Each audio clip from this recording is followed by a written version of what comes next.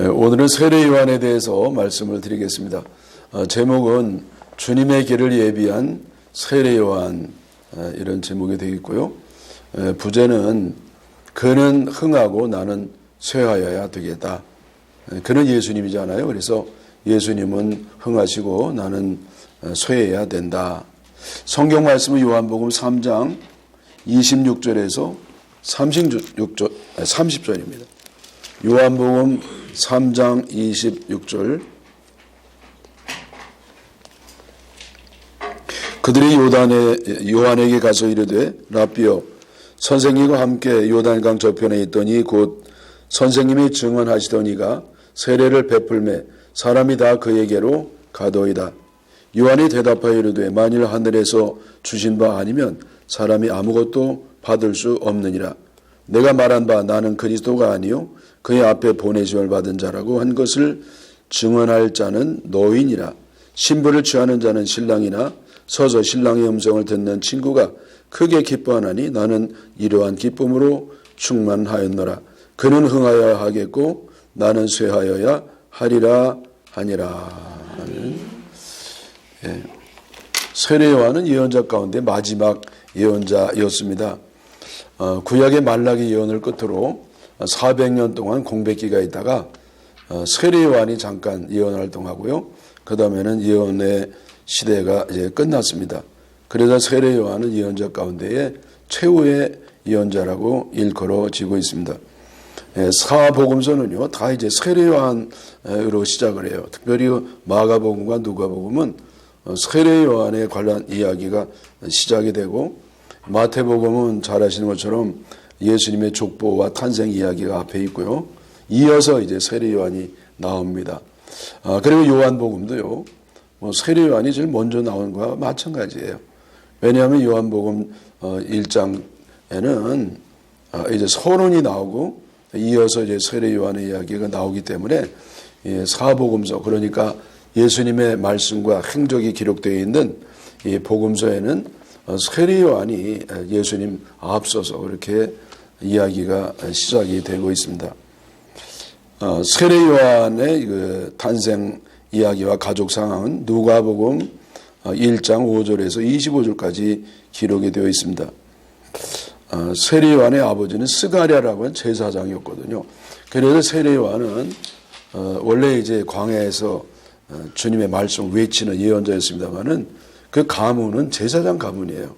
근데 어머니도 마찬가지예요. 어머니도 아론의 후손으로서 이제 다 제사장 가정이었고, 그 모친의 이름은 우리가 너무나 잘 아는 엘리자베스예요. 성경 엘리자벳 이렇게 되어 있지만은 엘리자베스다. 그렇게 알면 되겠습니다. 근데 이 세례 요한의 부모들이요, 사실은 아기를 알 수가 없었어요. 그래서 이제는 늙어가지고 더 이상 아기를 알 수 없는 그런 상태인데, 그때 천사 가브리엘이 나타났습니다. 그리고 세례 요한의 아버지 그 사가랴에게 이제 너희 집에 애가 날 거다. 그러니까 이제 스가랴는요 자기 당번이 돼가지고 성전을 이제 밤에 지키고 있다가 이제 천사를 만나서 음성을 듣는 겁니다. 근데 또 아주 친절하게 그 이름까지 줘줬어요. 그래서 그 이름을 요한이라 하라. 근데 이거 스가랴는요 이때 이후로 딱 이 말을 못하는 벙어리가 됩니다. 왜냐하면 불신했기 때문에 그렇습니다. 뭘 안 믿었냐면은 이게 아기 난다는 걸 믿을 수가 없는 겁니다. 아니 이미 아기 날 나이가 지났는데 무슨 아기가 난다는 거야. 그리고 이들 믿질 않았더니요 입이 닫혀버렸어요. 그럼 입이 닫혔으면 아이고 이거 하나님이 나에게 징계를 하시는가 보다 하고 그 다음에 얼른 회개하고 믿으면 되잖아요. 근데 계속 안 믿는 거예요. 여러분, 의심이 벗어나는 것도 하나님의 특별한 은혜가 있어야 되는 겁니다. 왜냐하면은 이제 아기를 낳아가지고 이름을 질 때 그때 이제 요한이라고 줘야 되잖아요. 근데 요한이라고 안 했어요. 그럼 뭐라고 하려고 그러냐면은 스가랴, 자기의 이름을 따서 스가랴라고 하려고 했습니다. 여러분, 이 당시의 이름은요, 그냥 우리가 저 좋아서 그런 이름 짓는 게 아니라 조상 가운데 존경받은 사람을 하나 이제 이름을 이제 짓는 그런 전통이 있었는데, 그래서 이제 스가랴는 자기가 자기를 존경하는 마음이 있어서 그런지, 근데 자기 이름을 가지고 지려고 했었습니다. 그때까지도 입이 안 열리는 겁니다. 그래서 이제 자꾸 이제 엘리자벳이 있다가, 아이고, 이거, 남편이 좀 주님께 순종하고 믿으면 좋겠는데, 그래 자꾸 이제 이름을 어떻게 하면 좋겠냐 그러면, 그랬더니 서판을 가져오라고. 그러더니 그때요, 이제 요한이라고 쓴 겁니다. 근데 그 사이에 마음이 이제 열리고, 그걸 믿고 그러는 가운데서 이제는 딱 말을 하게 되었습니다. 그래서 그 스가랴가요, 이렇게 불신하고 불순종하고 그럴 때는 딱 막혔어요. 특별히 그 말을 못하는 그런 현상이 나타났었는데, 이전에는 다시 회개하고 믿고 순종했더니 탁 열렸습니다. 이러면 요즘도 우리가 주님께 이렇게 불순종하고 믿지 아니하고 이럴 때는요, 막히는 경우가 있어요. 그 말뿐만 아니에요. 뭔가 막혀. 형통해야 되는데 이게 막히는 수가 있거든요. 그래서 그때 혹시 기도하는 가운데, 내가 의심하고 또 이렇게 순종하지 못했구나, 회개하면 스가랴가 열리는 것처럼 우리도 풀림을 받는 줄 믿습니다. 세례 요한은요, 예수님보다도 6개월 이전에 탄생하잖아요. 그래서 AD 1세기보다도 더 6개월 앞서 있고, 죽을 때는 아마 그 35년 내지 36년이라고 학자들이 추측을 합니다. 그래서 이제 성장하는 가운데 이제 주님의 말씀으로 뭐 다 양친이 다 믿는 가정이니까 그렇게 자랐고, 그러다가 이제는 요단 지역 광야에서 이제는 백성들에게 세례를 베풀고 하나님의 말씀을 선포했습니다. 또 광야에 있으면서요, 광야에서 나는 그 천연적인 것을 가지고 먹고 또 옷 입고 했거든요. 그래서 세례 요한의 그 음식은 뭐냐면은 메뚜기와 석청이라고 그래요. 석청은 광야의 꿀이란 말이죠. 그리고 옷은 뭐냐면은 낙타로 만든 옷이에요. 그리고 가죽, 이 허리띠도 이제 가죽으로 만든 띠입니다. 우리가 들을 때는 어머나 세상에 최고급으로 했네. 그렇잖아요. 낙타로 된 옷, 그거 수천만 원 할 거래요, 요즘도. 그리고 메뚜기, 또 꿀, 이게요, 굉장히 아주 유기농, 그냥 천연적인 그런 아주 좋은 음식을 먹었습니다. 근데 이거는 우리가 상상하는 그런 고급으로 살았다는 게 아니고, 내 자연 친화적이고, 투박하고, 산사이나처럼 그렇게 이제 살았다. 그런 말이 되겠습니다. 그래 학자들은요, 이 세례 요한이 실제 먹은 음식은 메뚜기가 아니었다고 그래요. 왜냐하면 이 근처에 그 메뚜기가 그렇게 없었다는 겁니다. 어쩌다가 주님이 무슨 바람을 불어가지고 멀리서 날라오면 몰라도 메뚜기가 뭐 거의 없었다는 것이죠. 그럼 왜 메뚜기를 먹었다고 그러느냐? 왜냐하면 설명이 좀 필요한데, 쥐엄 열매를, 쥐엄나무 있잖아요. 근데 쥐엄나무에서 난 열매가 좀 먹는 건데, 이거를 누가 먹었죠? 신약에 이제 누가복음 15장에 보면은 탕자가 믿어요.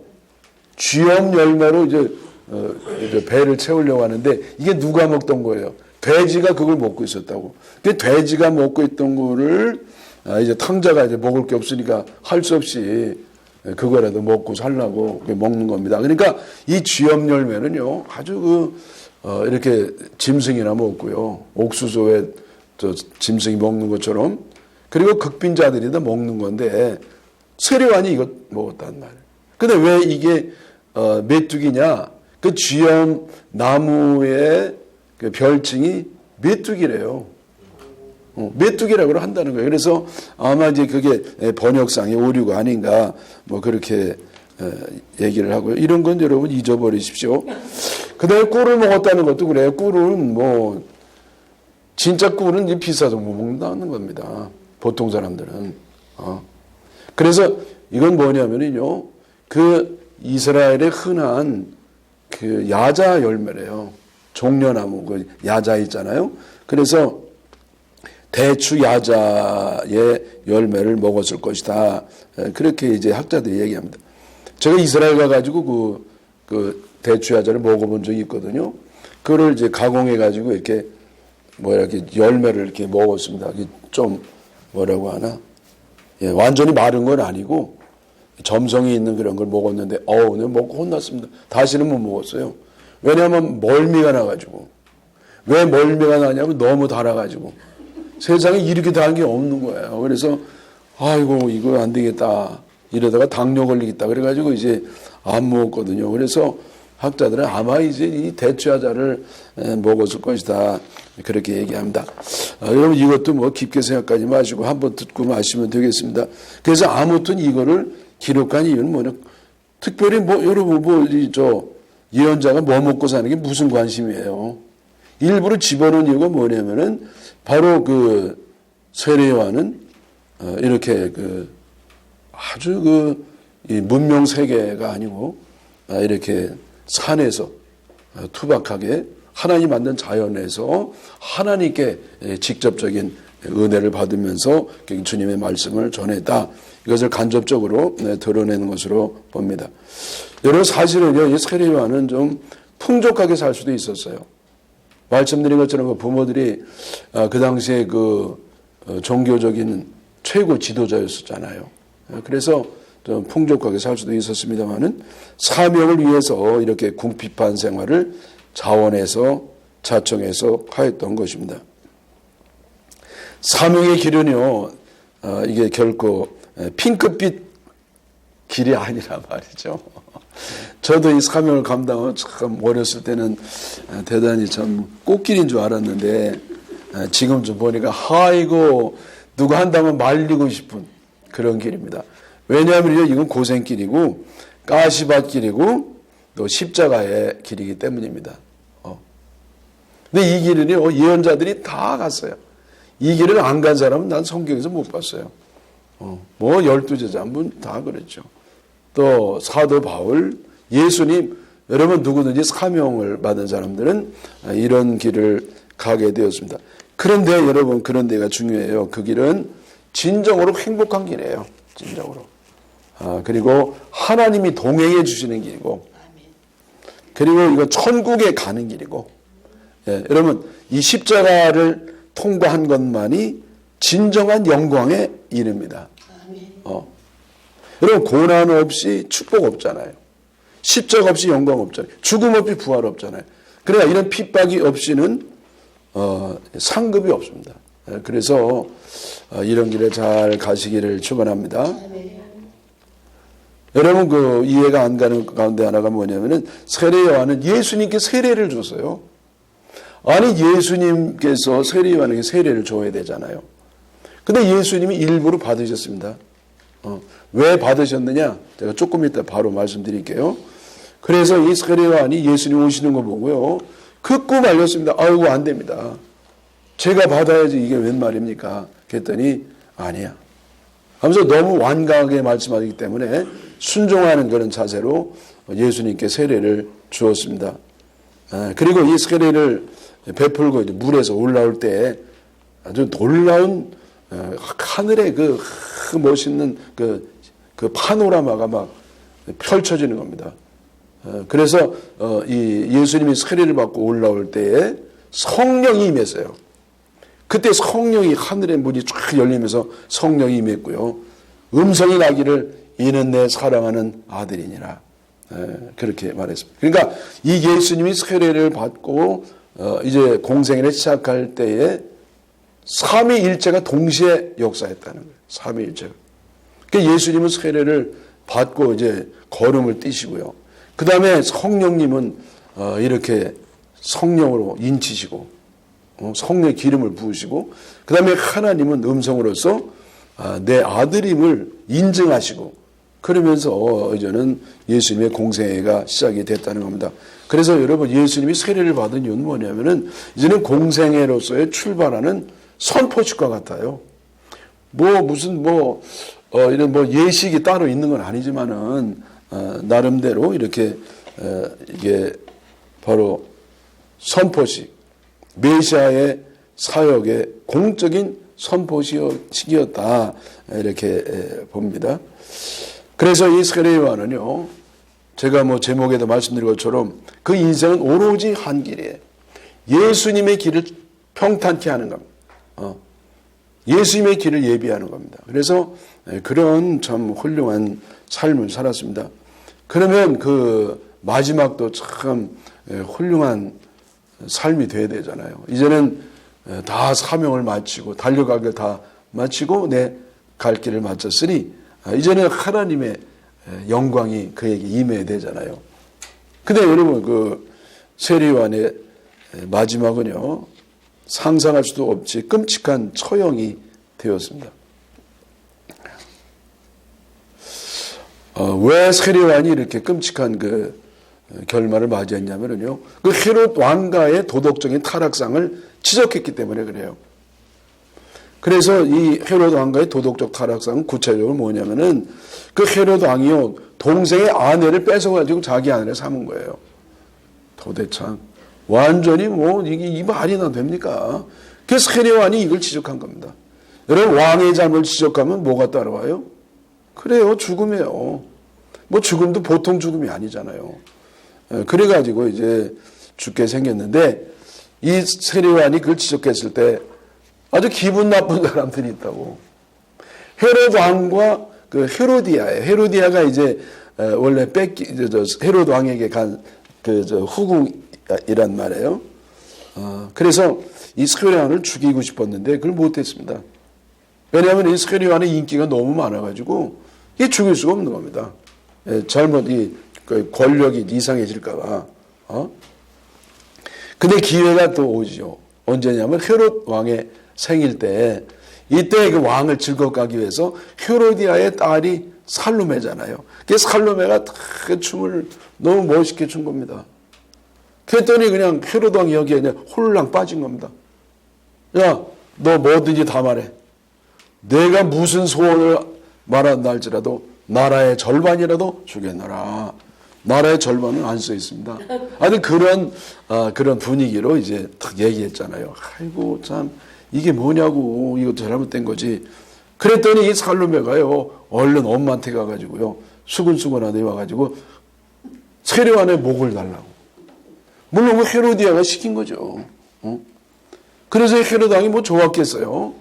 왜냐하면 자기도 죽이고 싶은 마음이 있어도 안 하고 기다리고 있는 건데. 근데 뭐 큰 소리 쳐놨겠단 말이야. 그게 자존심 때문에 못마땅해 하면서 결국은 세례요한의 목을 쟁반에 담아오도록 그렇게 했습니다. 그래서 여기에 우리가 좀 보는 게 뭐냐면은 악한 시대에 바르게 사는 사람들은 핍박을 받는다는 겁니다. 여러분, 시대가 악하면 악할수록 의인은 그렇게 고난을 받고 핍박을 받습니다. 심지어는 고문을 당하고 죽임을 당하기도 합니다. 그러나 여러분, 그러나 그 의인의 피가 역사를 바른 방향으로 가도록 그렇게 방향을 잡아줍니다. 여러분, 오늘날 이 필요한 사람은 누구냐? 자기가 옳다고 큰 소리 치는 사람은요 너무 많아요. 그런 사람은 더 이상 없으면 좋겠어. 근데 어떤 사람이 필요하냐? 이렇게 말없이 핍박을 당하면서 희생당하는 사람. 여러분, 오늘날 왜 이 곤란한 이 어두움이 이렇게 가시지 않고 갈수록 더 꼬여만 가고 더 진흙탕으로 빠지느냐? 그 이유가 뭐냐면요, 의롭다고 소리 지르는 사람만 많아서 그래요. 말없이 희생하는 사람, 말없이 피 흘리는 사람, 이런 사람이 있어야 하나님의 의인을 보시고 그 나라를 치유하시는 겁니다. 여러분, 이 선진국이 된다든지 이 어려운, 그러니까 어려운 어떤 상황은 어느든지 다 있었어요. 근데 그것을 잘 극복한 나라는 선진국이 되었습니다. 저절로 되는 건 절대 없습니다. 근데 그걸 잘 대응하고 극복했다는 건 뭐냐면은 누군가 희생하는 사람이 있었다는 거예요. 지금은 희생하는 사람이 없기 때문에 안 되는 겁니다. 여러분 인류가 구원받은 거는 누구 때문에? 희생하는 예수님 때문에 된 거와 마찬가지로 여러분 세상의 구원이라고 하는 거는 희생하는 사람이 있으므로 구원하는 줄 믿습니다. 그래서 저는 우리나라에 좀 이런 사람이 나오기를 원하는 거예요. 자, 세례 요한에 대한 평가는요, 예수님의 말씀대로입니다. 마태복음 11장 11절에 세례 요한에 대한 예수님의 평가가 나오는데 이렇게 되어 있어요. 여자의 몸에서 태어난 자 중에 요한보다 더 큰 자가 없느니라.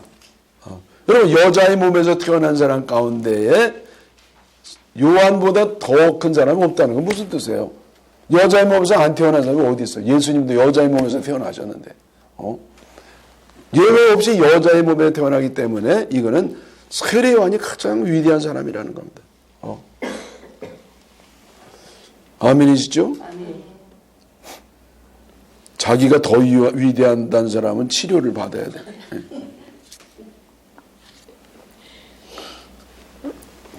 자, 이제 세례 요한의 말씀을 좀 간단하게 보겠습니다. 첫째는 마태복음 3장 2절이에요.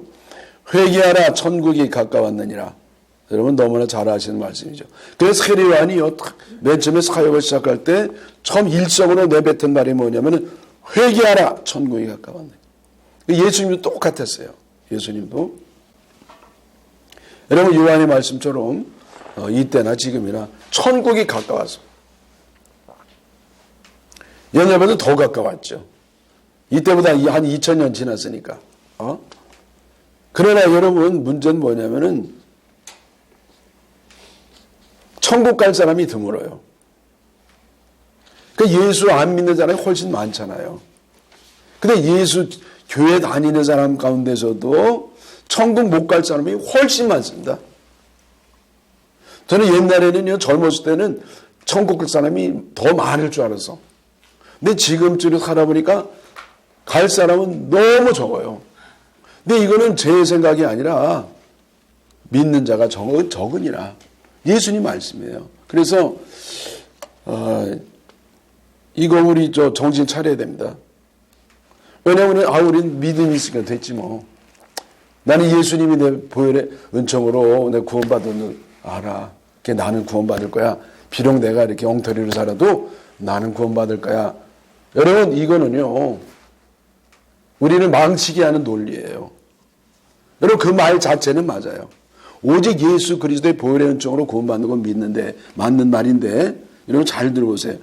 오직 예수님의 보혈의 은총으로만 구원받는 건 맞는데 그런 믿음이 있는 사람은 반드시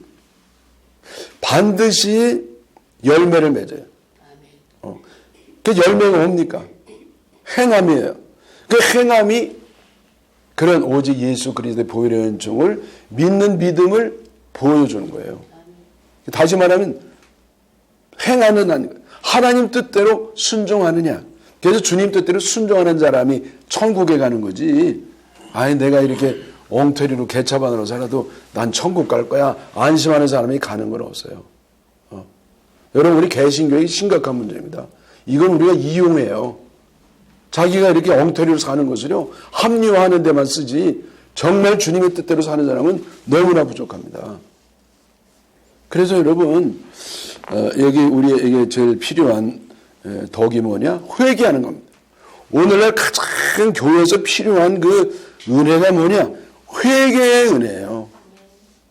다들 그냥 비난이 나오고 비판이 나오고 그냥 그렇게 하지, 자기의 가슴을 치면서 눈물로 회개하는 사람은 보기가 어렵습니다.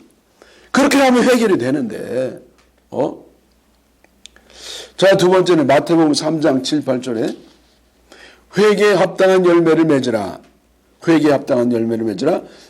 제가 첫 번째 말씀하고 연관이 있지 않겠어요? 그러니까 말로만 하고 마음으로만 하는 회개는 소용이 없다는 겁니다. 열매를 맺어야 된다는 거예요. 그럼 회개에 합당한 열매를 맺으라. 열매가 뭐냐? 삶의 열매. 그러니까 사랑의 열매, 순종의 열매, 사랑과 순종의 삶이에요. 근데 대개요, 교회에서는 아멘 하면서도 살아갈 때는요, 자기 이익대로, 자기 하고 싶은 대로, 자기 욕심대로 삽니다. 그게 뭐예요? 그러니까 여러분 그래가지고는 천국이 아무리 와도요 자기에게는 상관이 없습니다. 근데 이 순종과 사랑의 삶은요 이거는 우리 결심과 노력과 훈련으로 안 됩니다. 이런 힘으로 능으로 되지 아니하고 오직 나의 신으로 되느니라. 오직 성령께서 역사하실 때만 됩니다. 그래서 마태복음 3장 11절에 그런 성령과 불로 너희에게 세례를 베풀 것이다. 그가 누구예요? 예수님이시죠. 이 세례와는요 물로 세례를 줬어요. 근데 예수님은 불로 세례를 줍니다. 이 불세례가 뭡니까? 성령 세례예요. 그래서 성령 세례를 받아야 우리는 비로소 사랑의 삶을 살 수 있고 순종하는 삶을 살 수 있는 줄 믿습니다. 여러분 이 성령 받는 거는요 뭐 성령 받는 체질이나 받는 게 아니에요. 특별한 사람 받는 게 아니고 믿는 사람은 반드시 받아야 돼요. 왜냐하면 예수님의 최후의 소원이에요. 예수님이 그랬어요. 내가 이 땅에 온 것은 이 땅에 불을 던지러 왔느라. 이 불이 이미 붙었다면 내가 무엇을 더 원하겠느냐. 그래서 예수님의 소원은요 우리가 성령 받는 거예요. 우리가 막 돈 벌고 잘 사는 것도 소원이지만은 그것도 아니라고 할 건 없어요. 부모가 자식 잘 살기 원하잖아. 근데 정말 더 원하는 건 뭐냐? 내가 성령 받는 거야. 왜 성령 받아야 천국 가니까. 주님 뜻대로 살고. 아멘이시죠? 누가복음 3장 9절 세 번째. 이미 도끼가 나무 뿌리에 놓였으니 좋은 열매 맺지 아니하는 나무마다 찍혀 불에 던져지리라. 자, 여러분 이미 도끼가 나무 뿌리에 놓여 있다는 거야. 여러분 이 나무가 있잖아요. 나무를 이제 쓰러뜨리려면 도끼가 이렇게 나무 뿌리에 대잖아요. 이게 가늠한단 말이야. 그러니까 도끼를 할 때 무조건 치는 게 아니야. 도끼 뿌리에 댔다가 탁 치는 지점 정확하게 몇 번 이러다가 마지막 탁 댔다가 팍 친다고. 근데 지금 언제냐? 주님이 가늠하고 있다가 때리기 직전이야. 그러니까 정말이요. 하나님이 심판의 때가 초읽게 들어갔다는 거예요. 여러분 지금 우리나라든지 세상을 보면은요. 야, 이게 종말이 와야 돼. 이게 인간은 소망이 없어요. 소망이 어디 있냐고. 주님밖에 없어요. 그래 주님이 마지막으로 이렇게 기다리다가 마지막 치면 이제 끝나는 거라고. 그러니까 즉각적 회개를 말하는 거예요. 예, 즉각적으로 회개해라. 그러니까 저 세 가지가 다 회개에 대한 거잖아요. 여러분 회개를 미루지 마세요. 회개 미루면은요 절대 안 돼. 여러분 이번에 우리 저 비행기 사고 나서 우리 얼마나 마음이 아픕니까? 예, 이게 뭐 남의 일입니까? 얼마나 마음이 아파요. 근데 더 안타까운 건 뭐냐면 회개할 틈도 없이 가요. 이게 종말에 우리가 당하는 거구나 이렇게. 회개할 기회가 없어. 그러니까 여러분 회개는 뒤로 미루면 안 돼. 지금 당장 해야 돼 지금. 내일 해야 되겠다. 아니야 오늘 해. 지금 해야 돼 지금. 미루면은요 이제 늦는 거야. 갑자기 옵니다. 예고하고 오지 않아요. 도둑이 오는 것처럼. 그러니까 이제 즉각적인 회개하기를 바랍니다. 그 다음에 누가복음 3장 11절. 옷 두 벌 있는 자는 옷 없는 자에게 나눠줄 것이요 먹을 것이 없는 자도 그렇게 할 것이니라. 예. 자, 뭔가 여분이 있다고 하면은요 그거 좀 나눠주라는 겁니다. 왜? 천국이 올 건데 그게 뭐냐 말이야. 여러분 돈이 무슨 소용이고 권력이 무슨 소용이고 직권이 무슨 소용이고 뭐 쾌락이 무슨 소용입니까? 이제 천국이 이제 이렇게 가까이 왔는데 여러분 가면이 가져가냐고. 아무것도 못 가져가요. 그럼 어차피 없어질 건데 이걸 좀 좋은 일에 쓰고 주님이 기뻐하는 일에 쓰고 천국을 준비하는 것이 지혜인 줄 믿습니다. 아멘이시죠? 근데 돈 없는 사람들이 아멘 하네. 자, 다섯 번째 누가복음 3장 14절에 거짓으로 고발하지 말고. 여러분 여러 가지 가운데 제가 요거만 좀 이렇게 발췌했는데 아이고 성경에 이런 게 있더라고. 거짓으로 고발하지 말라는 거야. 여러분 요즘 거짓으로 고발하는 게 얼마나 많아요. 여러분 요즘에 제일 많은 게 뭔지 아십니까? 거짓말이에요. 사기꾼이 너무 많아요. 나는 사기꾼은요, 이게 보면 생긴 거 보면 안 줄 알아서 별도로 있는 줄 아니에요. 사기꾼은요, 참 멋있습니다. 생긴 게. 아이고, 참. 그래서 거짓말, 거짓 고발, 거짓 판결 너무 많습니다. 왜? 마귀가 발악을 하거든. 마귀가 발악을 하고 있어요. 우리나라가 딴 거는 선진국 수준인데요. 정치는 저질이에요. 아주 창피해 죽겠어요. 저개발국 완전히 여러분 너무 수준이 떨어지는 나라의 수준이에요. 정치만은. 그 왜 그런지 몰라. 반드시 심판할 때가 옵니다. 네, 마지막 요한복음 3장 30절 그는 흥하여야 하겠고 나는 쇠하여야 하리라. 그가 누구예요? 예수님. 이거 뭡니까? 예수님이요, 세례 요한 제자들이 세례 요한에게 하는 말입니다. 예수님이 막 활동하시니까요, 누가 제일 피해를 받느냐? 세례 요한이 피해를 제일 많이 받는 거예요. 왜냐하면 여기 있는 제자들이요, 제대로 알아가지고요, 예수님께 막 가는 겁니다, 제자들이.